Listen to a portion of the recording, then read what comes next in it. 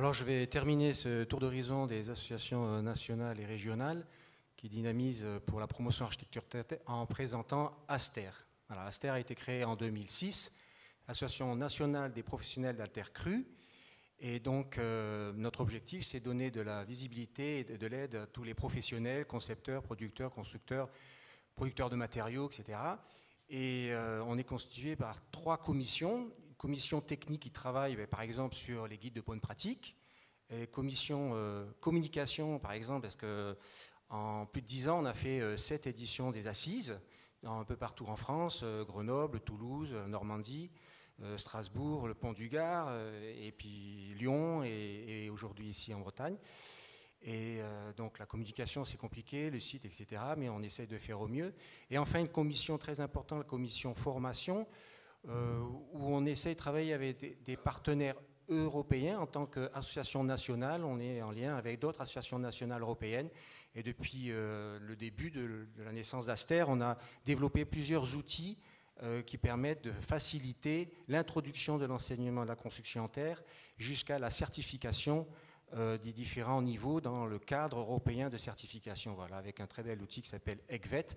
Demain après-midi, il y a un stand sur formation et on sera plusieurs à répondre à vos questions. Et j'avais voulu commencer avec Amélie, avec un acteur donc, de la Confédération Construction Terre Crue, et je voudrais terminer que Aster est bien sûr membre de cette confédération, comme l'a signalé Alain Marcom, et on en est très, très heureux parce que ça fait le lien entre toutes les dynamiques régionales avec les associations régionales et donc un des membres de cette confédération Aster qui peut faire le lien avec les autres associations nationales, européennes et voire ailleurs. Donc ce lien de fédérer pour dynamiser et amplifier, c'est ce que l'on veut tous, parce que ce matériau terre est génial parce qu'en fait on l'aime et on fait qu'il y a des liens qui se tissent et qui créent cette relation super. Voilà. Donc je n'en dirai pas plus. Demain, il y a d'autres activités qui nous permettront de développer, bien sûr, de croiser toutes les informations qu'on veut sur toutes ces associations régionales, même très locales, nationales. Voilà. Bien, je reprends mon chapeau de maître du temps et donc je vais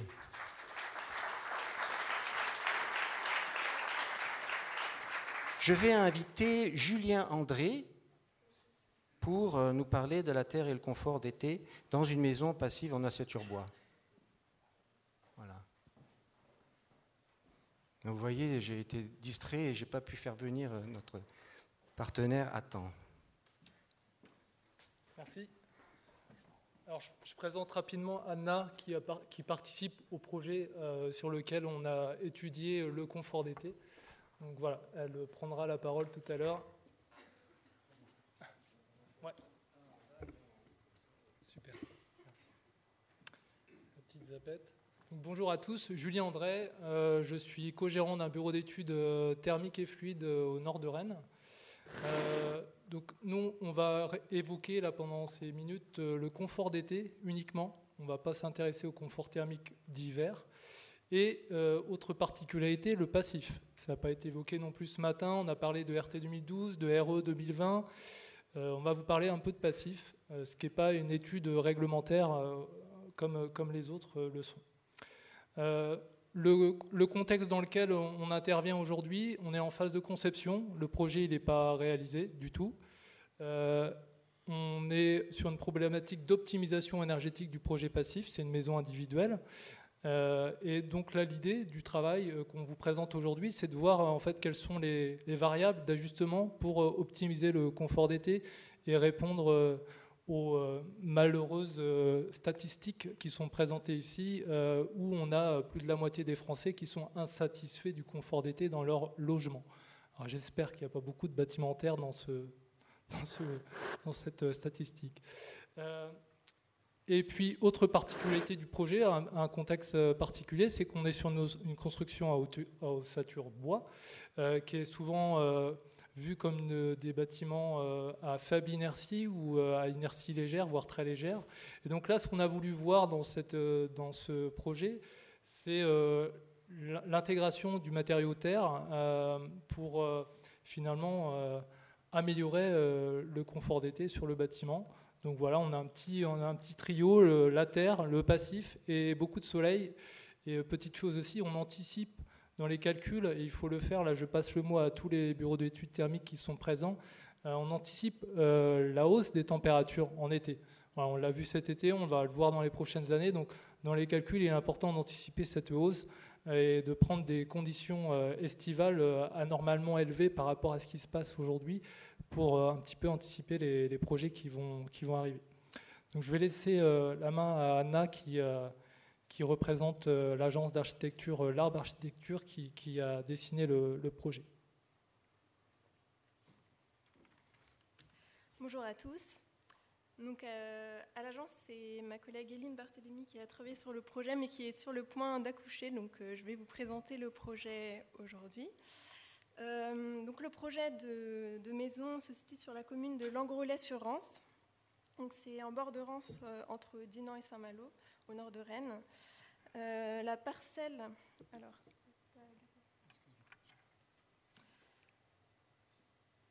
donc, voilà le projet. La parcelle bénéficie d'un emplacement privilégié, en fait, je vais revenir, à la fois proche du centre-bourg et de la Rance, donc que l'on aperçoit depuis le terrain en contrebas de la rue.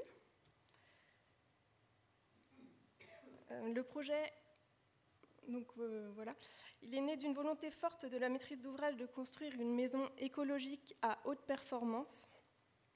L'objectif étant d'atteindre les critères de l'habitat passif en utilisant des matériaux biosourcés. Donc, par rapport au choix d'implantation, afin de s'intégrer au mieux au contexte et en cohérence avec le parcellaire, la maison s'implante en limite nord-ouest. Elle permet ainsi aux pièces principales de bénéficier d'une orientation favorable et de profiter au mieux de l'environnement. Donc le jardin d'une part et de belles échappées sur la Rance, notamment depuis l'étage. Le choix des matériaux s'est naturellement porté sur une structure en ossature bois et une isolation en bottes de paille et l'utilisation de la terre crue donc pour un mur de masse intérieure, donc un mur à inertie, et des enduits en terre.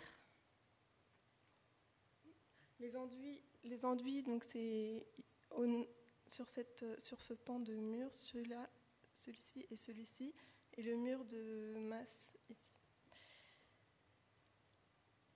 Donc là, on a une vue intérieure avec le mur à inertie. Et en fait, donc ces deux versions du mur avec la même masse de terre, mais des esthétiques différentes. Le souhait de la maîtrise d'ouvrage était d'utiliser des matériaux locaux performants, disponibles dans un périmètre proche, voire très proche, et l'utilisation de la terre du terrain donc est envisagée pour le projet si ces caractéristiques le permettent. À l'étage, de même, on a de l'enduit terre sur ces parois.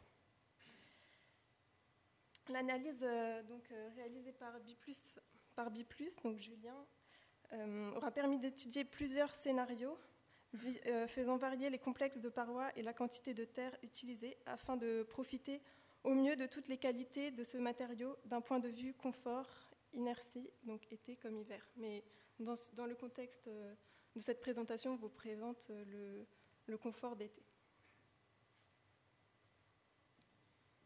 Merci Anna. Donc je vais reprendre la main sur le volet thermique.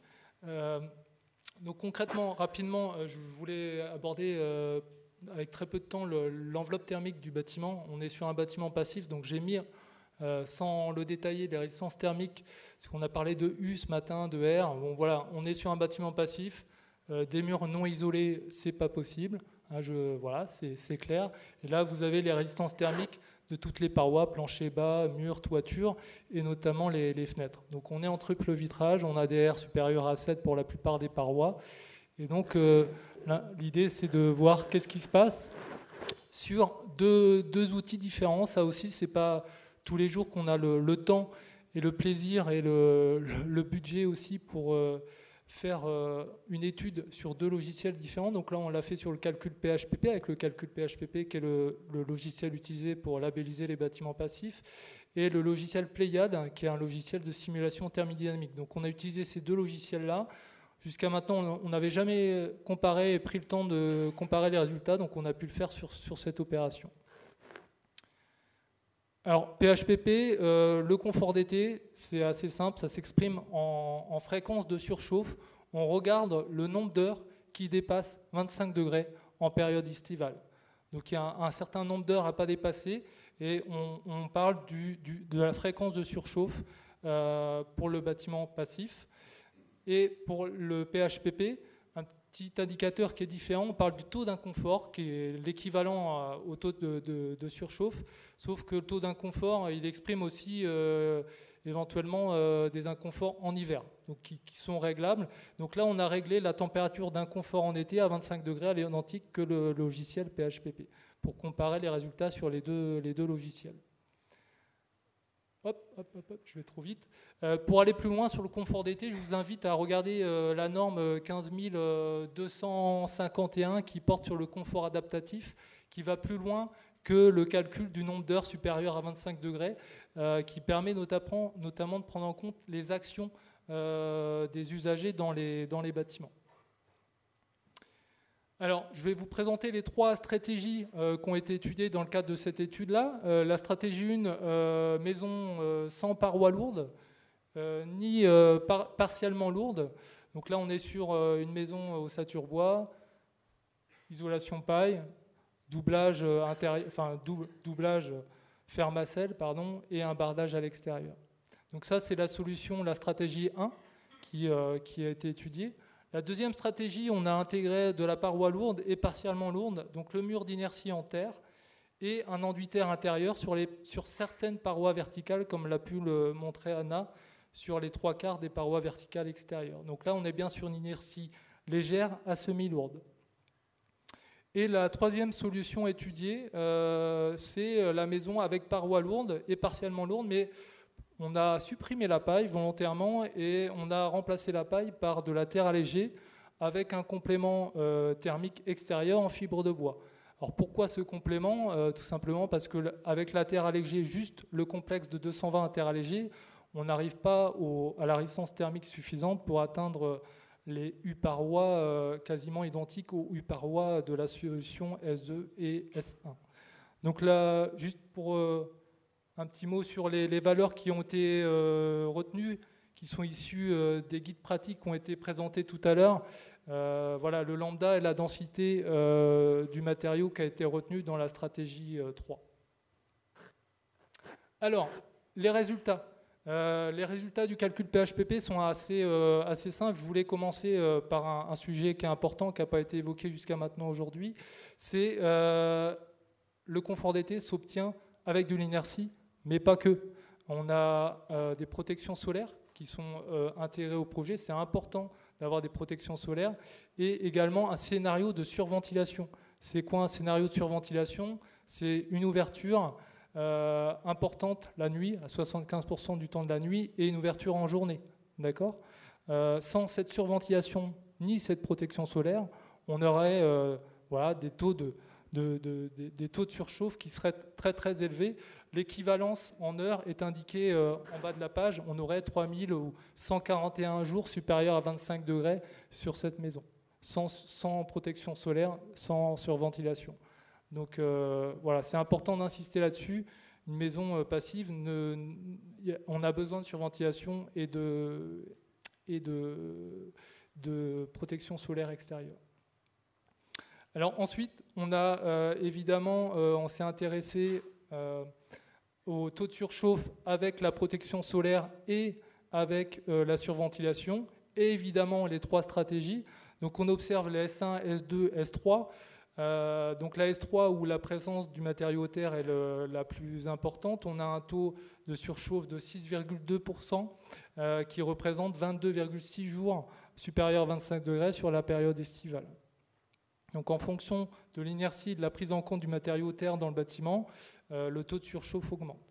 Donc là, on atteint, contrairement au graphique précédent, on n'atteignait pas du tout les critères du bâtiment passif, qui doivent être inférieurs à 10%.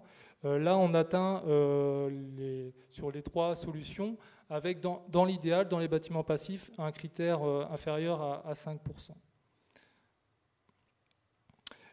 Autre point qu'on a regardé, c'est le besoin de chauffage en fonction de l'inertie qui était rapportée dans la maison.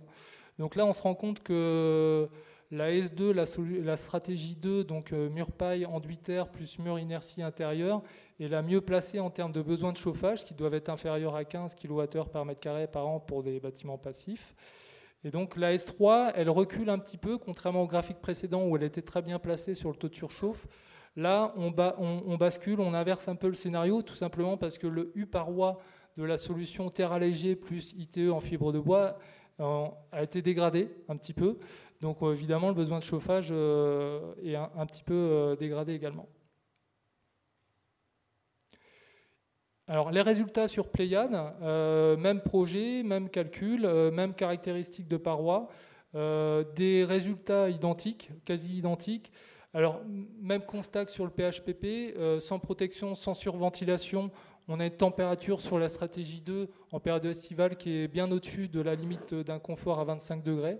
Donc là, on le voit très nettement avec une température maximale dans la maison à presque 40 degrés, au plus chaud. Et évidemment, dès qu'on passe avec une surventilation et une protection solaire plus l'inertie, on arrive à un taux d'inconfort tout à fait acceptable et des températures maximales sur la maison qui vont nettement baisser. On a gagné presque 10 degrés. Donc là, on a les trois stratégies sur la période estivale du mois de juin au mois de fin septembre. Donc évidemment, il y a un écart des températures intérieures calculées sur les 3 maisons, enfin sur les 3 stratégies. Si on zoome un peu sur la pointe des températures maximales, on obtient ça avec le S1, S2 et S3 qui sont décalés de quelques degrés. Donc on gagne 1,29 degrés sur la température maximale avec la stratégie 3 par rapport à la stratégie 1. Autre point qu'on a fait varier dans le projet, c'est la taille du mur d'inertie à l'intérieur, en sachant que la taille initiale du mur, c'est 2,50 m de hauteur et 1,80 m de longueur. Et on a fait varier son épaisseur, 10 cm, 12, 14, 16, 18, 20, 22, etc., jusqu'à 40. Donc là, on a le poids équivalent en tonnes, donc de 0,9 tonnes à 3 tonnes 6. Et on a la température intérieure maximale atteinte dans la maison. Donc on voit que entre un mur d'inertie intérieure de 10 cm et 40 cm, sur la température maximale, on gagne 0,30 degrés. Sur la température maximale, j'entends bien. Même chose, mais là un peu plus parlant, sur le taux d'inconfort. Vous avez le même graphique avec les centimètres qui varient ici, le poids. Et là, on a regardé le taux d'inconfort, donc c'est sur la période estivale toujours. On a un écart de 41 degrés, supérieur à 25 degrés, entre la situation du mur inertie à 10 cm et 40 cm. Pourquoi ce petit calcul? On nous pose très souvent en tant que thermicien la question, c'est quelle masse il faut que je rapporte dans un bâtiment pour obtenir un bon confort d'été. Donc là, ce graphique répond un petit peu à la question, mais chaque projet est unique, donc il faut évidemment être attentif aux autres parois et au reste de l'enveloppe. Mais ici, on peut faire un petit raccourci. Il faut 66 kg de terre pour gagner une heure de confort d'été sur ce projet. Voilà, c'est un petit indicateur qui sera variable sur d'autres projets, mais ça donne une petite idée de l'impact de la masse terre dans un projet. Donc, en conclusion, PHPP et STD, on a des résultats quasi identiques, donc ça c'est plutôt rassurant pour nous, bureau d'études. Les deux outils se valent sur ce sujet-là et garantissent vraiment un bon retour sur les projets. Le constat sur le confort d'été en présence des matériaux terre, c'est 9,5 jours de gain de temps par rapport à au-dessus de 25 degrés par rapport à la solution 1 et 1,5 jours pour la solution S2. Pareil sur la température max atteinte entre la S2, la S1 et la S3. Une petite chose importante en conclusion de cette étude, c'est que la stratégie 3 nous amène à un résultat très satisfaisant sur le confort d'été, mais on dégrade légèrement la performance thermique. Donc là, voilà, c'est juste un petit mot pour dire qu'il faut utiliser la terre, il n'y a pas de souci, mais soyez vigilants en fait, à la performance thermique globale et aux complexes de parois qui sont proposés. Donc là, le projet COP-BOJ qui a été présenté ce matin dans le projet européen, voilà, c'est un complexe parois qui est intéressant à étudier, mais attention finalement à la performance thermique du complexe total qui est retenu sur les projets, puisque ça impacte le besoin de chauffage du projet. Donc des solutions qui marchent, mais il y en a d'autres sur une maison passive. Des enduits terre intérieurs à forte densité côté chaud. Vous pouvez faire varier le taux de fibre dans l'épaisseur de l'enduit qui est rapporté sur la paille. Mais voilà, l'idée c'est d'avoir une forte densité. Pareil pour le mur terre, à intérieur d'inertie, forte épaisseur et forte densité, supérieure à 2 tonnes. Donc voilà, si vous voulez rajouter 10 briques de terre, je ne suis pas sûr que ça change grand-chose.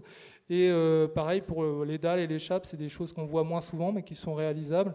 Là pareil, toujours utiliser des épaisseurs importantes avec des chapes de terre de supérieures à 6 cm et surtout un isolant sous dalle et pas sous chape. Voilà, qui peut être contradictoire avec certains sujets comme le traitement des ponts thermiques. Voilà, je m'arrête là, je laisse la place aux questions.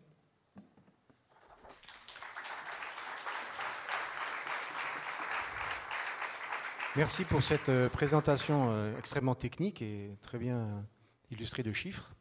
Avait-il des questions pour les techniciens, thermiciens et architectes?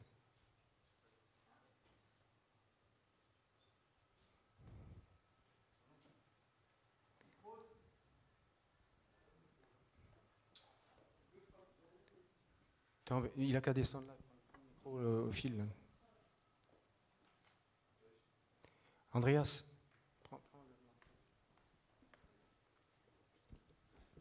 Bonjour, merci pour cet exposé. J'avais une remarque et une question. La remarque, c'est qu'on parle souvent de température, mais finalement, il faut aussi prendre en compte, on en a parlé un petit peu ce matin, mais l'hygrométrie et la vitesse d'air, parce que le confort, il se caractérise bien en fonction de ces 3 paramètres, le confort d'été particulièrement. Donc on peut très bien être à 28 degrés et être en zone de confort. Et la norme dont vous parliez, le confort adaptatif, le montre très bien, puisqu'elle considère que pour une température extérieure élevée, à 28 degrés, on peut être très bien dans une zone de confort. C'était juste un complément. Et puis après, j'avais une question sur l'inertie. J'avais l'impression qu'il y avait quand même un effet seuil. C'est-à-dire qu'on voit que vous aviez fait une régression linéaire, mais que finalement, entre 10 et 20 cm, on avait un gros gain sur l'inertie, mais qu'après on était plutôt sur quelque chose d'assez plane. Voilà. Je voulais savoir s'il y avait un effet un peu seuil finalement, un peu comme l'isolant finalement. Au bout d'un moment, isoler plus ne vous fait pas forcément gagner des kilowattheures. Oui, effectivement. Alors là, l'inertie sur le bâtiment, je ne vous ai pas présenté le reste des parois composant l'enveloppe, mais effectivement, on a une chape, on a d'autres matériaux qui apportent une masse, une capacité thermique générale sur le bâtiment. Donc, à un moment, effectivement, l'effet de seuil arrive. Là, l'effet de seuil qui est ici, qu'on voit bien, il y a une petite rupture entre le 18 cm et le 20 cm. En allant un peu plus loin dans l'analyse, avec un pas de temps un peu plus court, on s'est rendu compte que la frontière, à partir de 19 cm, on passait un cap de gain sur la température. C'est propre à ce projet-là, c'est-à-dire qu'il ne faut pas se dire faire un copier-coller de ce mur-là sur un autre projet. C'est propre au reste des matériaux qui sont rapportés dans le bâtiment. Il y a une chape de 6 cm, elle a un certain poids, il y a des apports solaires qui sont différents d'un projet à l'autre, donc on ne peut pas appliquer de règles générales sur ce sujet-là. Cependant, effectivement, il y a un effet de seuil à un moment. Il faut regarder voilà, quel est l'intérêt de passer de 10 à 40. Voilà. Donc là, le choix qui a été fait pour l'instant sur le projet, c'est 30 cm, mais c'était avant d'avoir des résultats comme ça. Donc peut-être que la maîtrise d'ouvrage va changer d'avis, de stratégie sur le confort d'été. Pour l'instant, les choix ne sont pas encore arrêtés. Oui. Oui.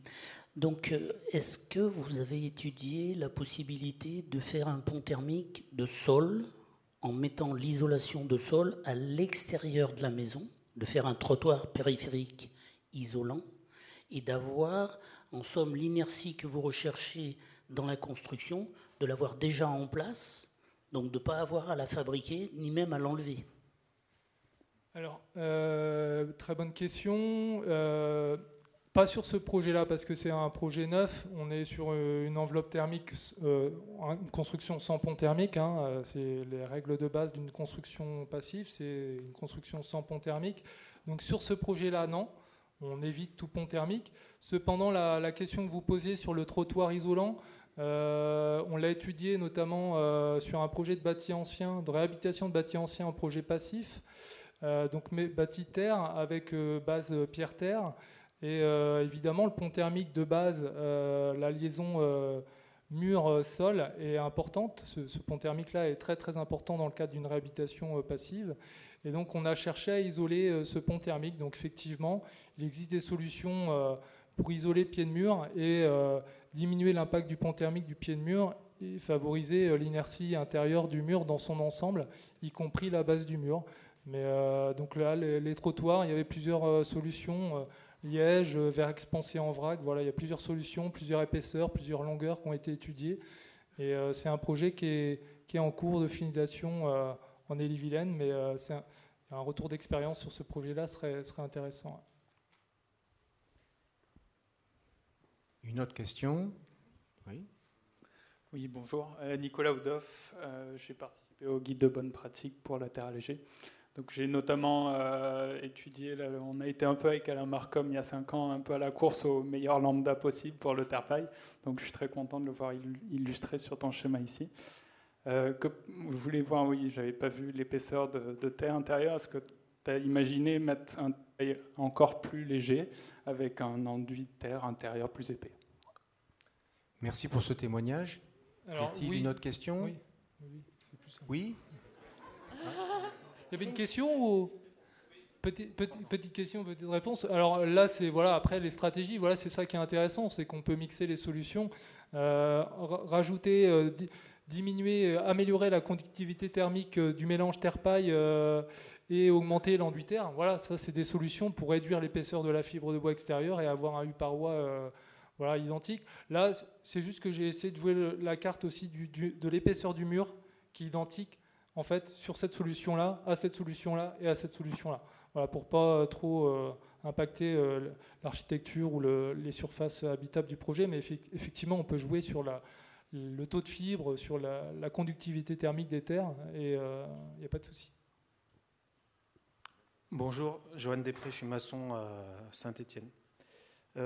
J'aurais voulu avoir des précisions sur le schéma. Alors, vous aviez bien dit que c'était un schéma simpliste, de rajouter 66 kg de terre pour gagner un degré de confort. Est-ce que vous pouvez développer un peu, s'il vous plaît? C'était pour gagner 1 heure de confort.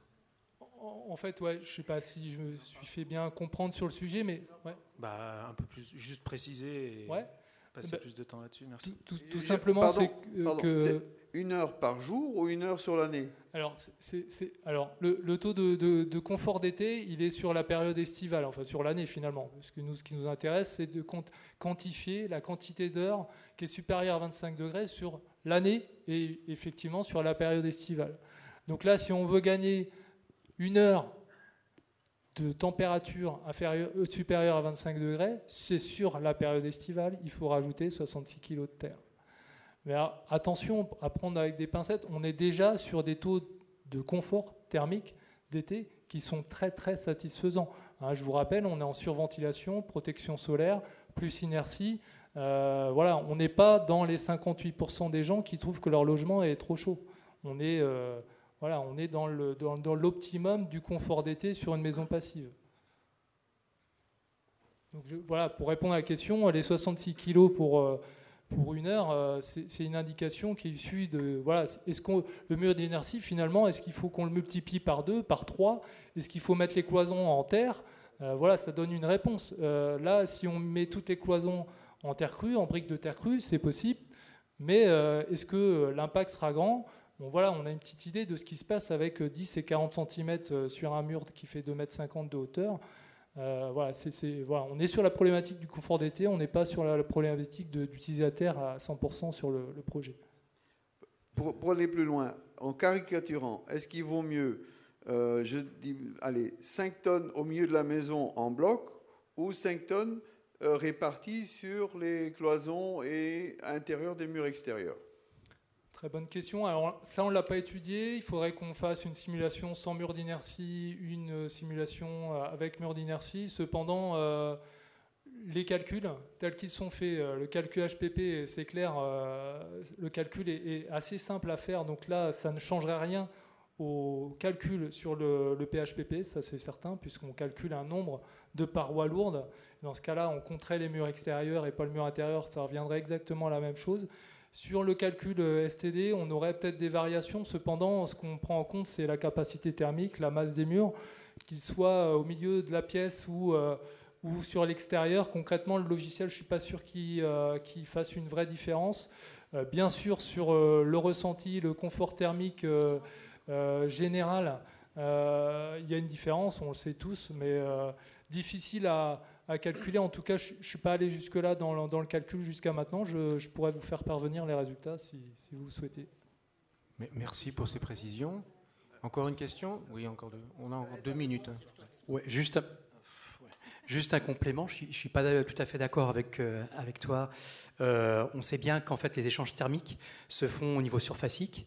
Et à mon sens, après les calculs verront, mais il est beaucoup plus avantageux de répartir la masse.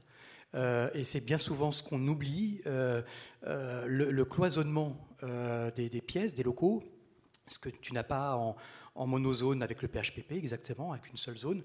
Par contre, avec de la STD, tu peux cloisonner. Eh bien, on verra une différence. Il faudrait faire le calcul, hein, bien sûr, mais je pense qu'on a tout intérêt à répartir la masse pour que justement les échanges se fassent de façon beaucoup plus homogène, entre guillemets. Tout dépend ce que l'on cherche comme objectif de température, évidemment en fonction des locaux, de l'usage des locaux. Alors effectivement, c'est le cas, excusez-moi, mais vous avez vu, les enduits terre sont quand même répartis sur l'ensemble de maisons. Effectivement, on a de la masse, on essaye d'avoir de la masse sur chaque pièce. Bon voilà, cette masse-là, effectivement, elle n'est pas concentrée en un point, en tout cas pas sur ce projet-là. Mais c'est vrai qu'à un moment, il faudrait une optimisation sur 24 heures, parce qu'on a encore l'avantage que la nuit, ça rafraîchit, et le jour, enfin avec tout ce qui est surventilation. Donc, où est l'optimum? Bien sûr, chaque projet est différent, mais quand même, quelque part, si on pouvait nous donner plus d'indications sur ça de la part de nos amis thermiciens, ce serait pas mal. Au risque de passer pour une idiote, c'est quoi la surventilation?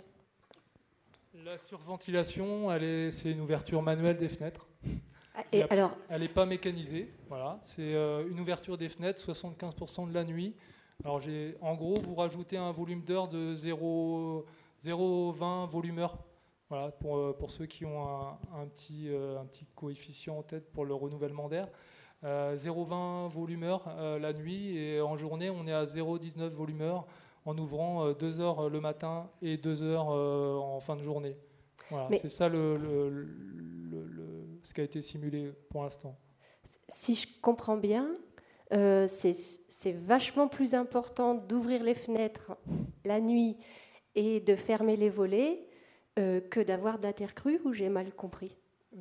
Les trois sont bien, pour être poli.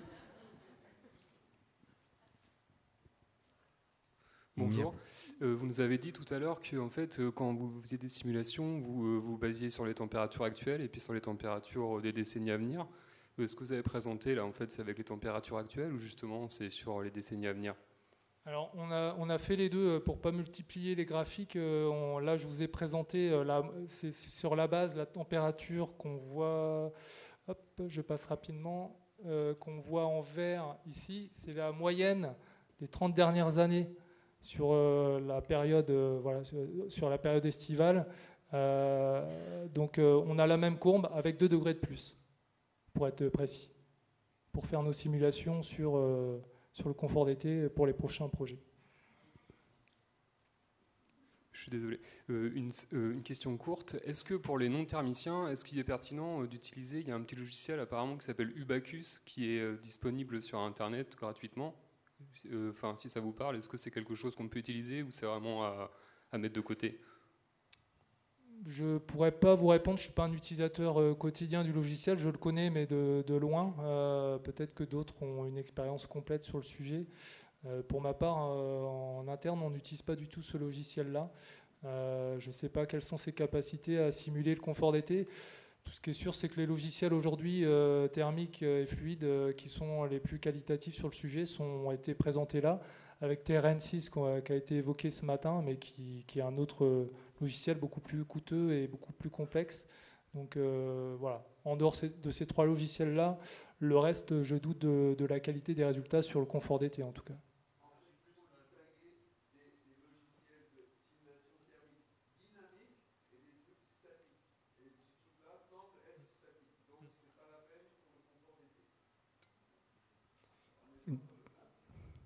Dernière question, là.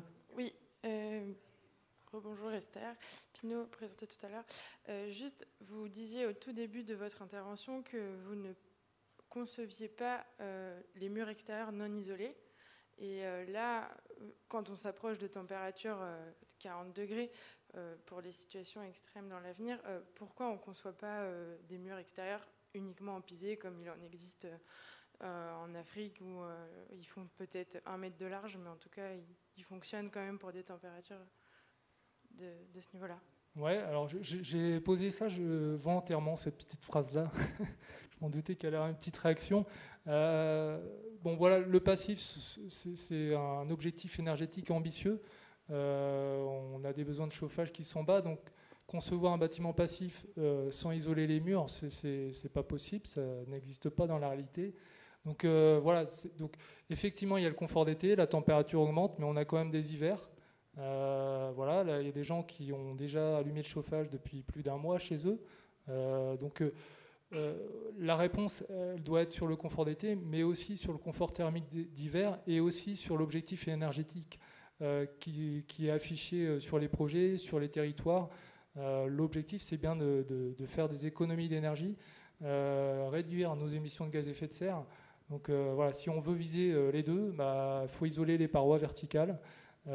Et une règle de base que je veux signaler ici, qui n'a pas été évoquée jusqu'à maintenant, une enveloppe thermique, elle doit être homogène. Si vous mettez un pull en hiver et vous enlevez les 2 manches, je ne suis pas sûr que vous ayez un confort thermique très, très agréable. Donc c'est pareil pour une enveloppe thermique d'un bâtiment, on essaye d'avoir des enveloppes homogènes, ça veut dire des parois isolées, et de manière homogène. Voilà, je voulais passer le mot. Merci Anna et Julien. Je vous invite à continuer à discuter avec lui pendant la pause, dans une demi-heure. Voilà. Donc maintenant, j'invite les...